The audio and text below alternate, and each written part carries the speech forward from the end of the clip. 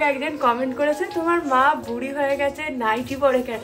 আনতে চিনি চাপাতে কিছু নেই বাড়িতে, তো আমার জ্বালায় চিনি থাকা যায় না। আসিনি সাথে এই যে এতটা স্ট্রাগল করে এতটা বড় হয়েছে, ও এতটা স্ট্রাগল করে এটা কি খেয়ে দেখ করে আমাকে চলে যেতে হচ্ছে।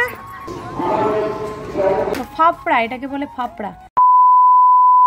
চলো খানিকটা পেছনে যাওয়া যাক। না না, পেছনে মানে আমার জীবনে ঘটে যাওয়া অতীতগুলোর কথা তোমাদের সাথে শেয়ার করব। চলো না খানিকটা পেছনে বলতে 2020-তে যাওয়া যাক। আমি যখন কনসিভ করি বাড়িতে বেশ আনন্দের মহল। আমার ফার্স্ট বেবিকে হারিয়ে সেকেন্ডবার আমি কনসিভ করেছি, সে আনন্দ ধরে রাখার মতো না। এখন সকালবেলা মা নিয়ে আমি সূর্য বেরিয়ে গেছি, যদিও এই ভিডিওটা অনেক আগের, তোমাদের সাথে শেয়ার করে উঠতে পারিনি। শরীরটা তো আমার একদমই ভালো না, তাই না? ওই কারণে একটু তোমরা মানিয়ে নিও। হ্যাঁ, যেটা বলছিলাম, ওই যখন কনসিভ করি সে আনন্দের মুহূর্ত সে বলে বোঝাতে পারবো না। এত আনন্দ লাগছিল, মনে হচ্ছিল যেন এই আমার কালকেই ডেলিভারি হয়ে যাবে, আমি কালকেই বেবিকে দেখতে পাবো, এরকম একটা ব্যাপার ছিল। সূর্য সংক্রান্তির দিন, মানে পৌষ সংক্রান্তি যাকে বলে, সেদিনকে গঙ্গা স্নান করেই পুজো আচরা করবে বলেই ডিসিশন নিয়েছিল। আমি যেহেতু করতে পারবো না এত সকালবেলা স্নান, ওই কারণে ও আর মানি স্নান করবে, দুজনে মিলে ডিসিশন নিয়েছিল। মানি তো স্নান করেনি, ওই মাথায় একটু জলের ছিটা দিয়েছে, তারপরেই ওই চাল তিল এগুলোই আর কি একটু এই আন্টিদের দিচ্ছিল। তো চান করার পর আর কি ও তো পার্স কিছুই নিয়ে আসেনি, ওই কারণে আবার বাড়ির থেকে গিয়ে ওর ফোন নিয়ে এসে সমস্ত কিছু কিনে নিয়ে আবার এই শ্যামসুন্দর ঘাটে এসেছি। হ্যাঁ, যেটা বলছিলাম, যখন আনন্দের মুহূর্ত বাড়িতে হাহা করে তখন কোথাও না কোথাও দিয়ে একটু নিরাশা চলেই আসে। কনসিভ করার পরের দিনকেই আমি পড়ে গেছিলাম, তখন ভাবলাম যা, এবার মনে হয় আমার কপালটাই পুড়ে গেল। কনসিভের পেছনেও কিন্তু অনেকটা লং একটা জার্নি ছিল। আমি 6 মাস ধরে ট্রাই করেও কনসিভ করতে কিছুতে পারছিলাম না, তখন আশাই ছেড়ে দিয়েছিলাম। তারপরে তো এই প্রদীপ জেলে উঠল। যাকগে, মানিসও না দেখতে দেখতে অনেকটা বড় হয়ে গেছে। গুড মর্নিং সকলকে।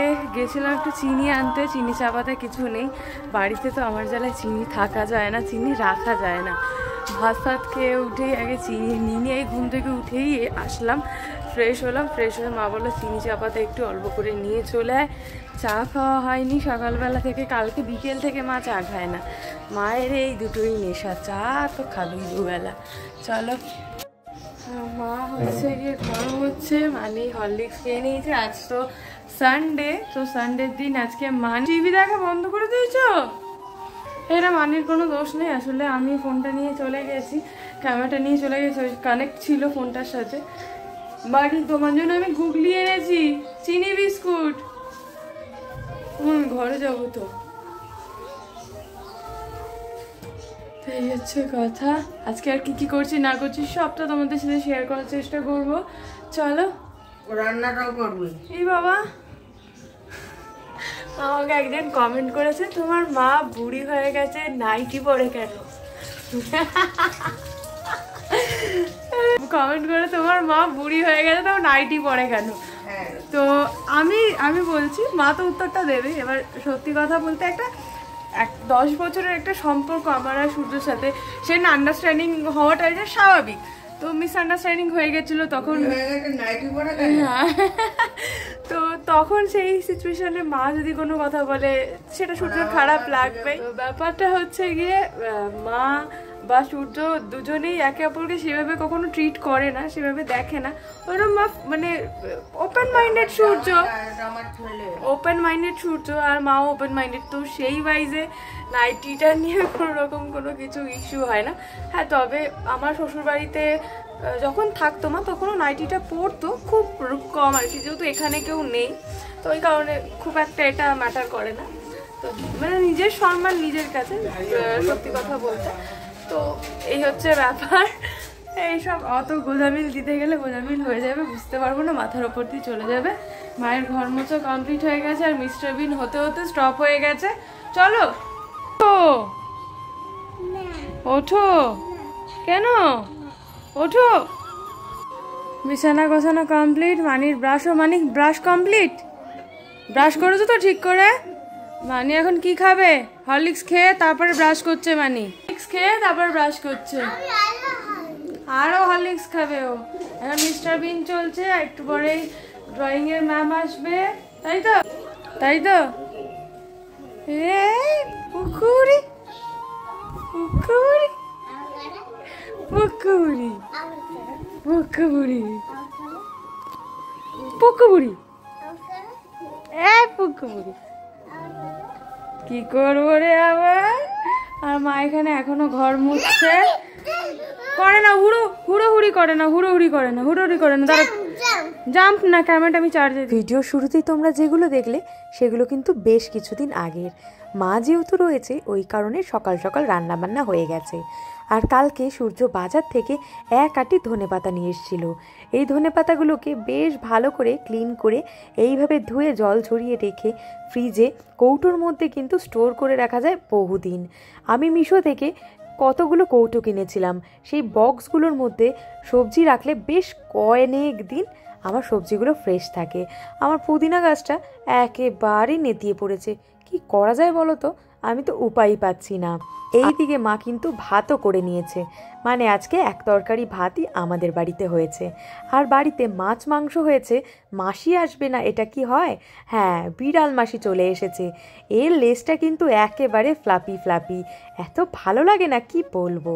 এখন খেতে বসে পড়েছি ভাত, সাথে একটা আমলকি। তোমরা আমার মেনুতে আমলকিটা দেখবেই। এই যে আমলকি নিয়ে নিয়েছি, আর এই যে মাংস, আর এদিকে শসা। মাও খেতে বসবে। মা মনে হয় কিছু রান্না করছে। মা যেহেতু মুরগি মাংসটা খায় না, মা মনে হয় ভাজাভুজি কিছু করছে, ওটা দিয়ে মা খেয়ে নেবে। আর এখন আমি ঠান্ডা লাগছে আমার, ঠান্ডা। পেছন দেখে তোমরা বুঝতেই পারছো কোথায় রয়েছি, মানে মাইন্ড ফ্রেশ করতে এসেছি। আমি কিন্তু একা আসিনি, সাথে এই যে ক্যামেরাম্যান এসছে আমার, আর তার সাথে এসছে আমার মানি। আসলে ব্যাপারটা হচ্ছে খেয়ে দিয়ে উঠে শুয়েই ছিলাম। এবার একটু হয় না, একটু ফ্যামিলি সংসার এগুলোর বাইরেও একটু মাইন্ডটা রিফ্রেশ করতে হয়। এবার ছেলেদের তো বন্ধুবান্ধব রয়েছে, মেয়েদেরও বন্ধুবান্ধবী রয়েছে, কিন্তু তার বাইরেও একটু মাইন্ডটা ফ্রেশ করতে হলে একটু তো নিজের জন্য নিজেকে প্যাম্পারিং করতে হয়, নিজেকে ভালোবাসতে হয় সবার আগে। তারপরে তো পুরো সংসার তো আজীবন রয়েইছে। আর নিজের জন্য যদি কিছু টাইম না বের করতে পারি তাহলে কি করে হবে? আসলে এই ছোট্ট এই যে জিনিসটা দেখছি, কয়েকটা আঙ্গুলের যে জিনিসটা, এইটার মধ্যে আমরা পুরো জগৎটা দেখে নিচ্ছি। এইটার মধ্যেই সমস্ত কিছু দেখে নিচ্ছি যে ও এতটা স্ট্রাগল করে এতটা বড় হয়েছে, ও এতটা স্ট্রাগল করে এটা কিনছে, গাড়ি কিনছে, আজকে বাড়ি কিনছে।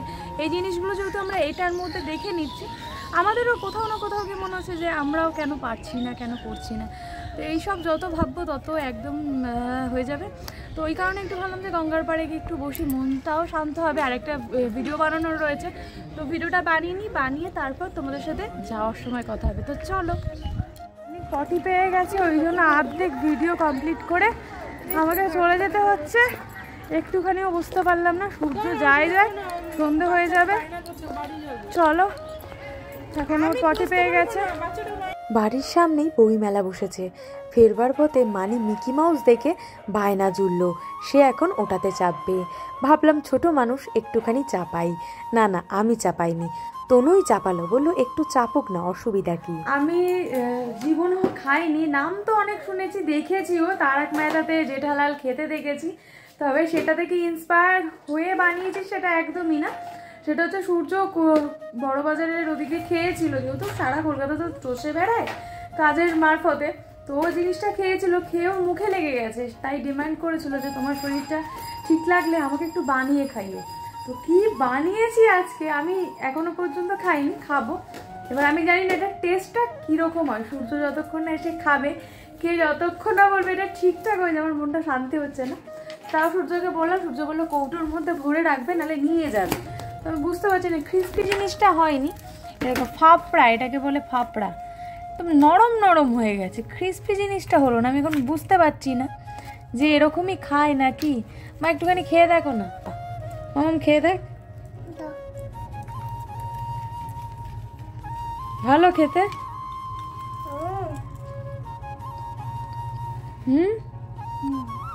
আমি বুঝতে পারছি না ঠিক,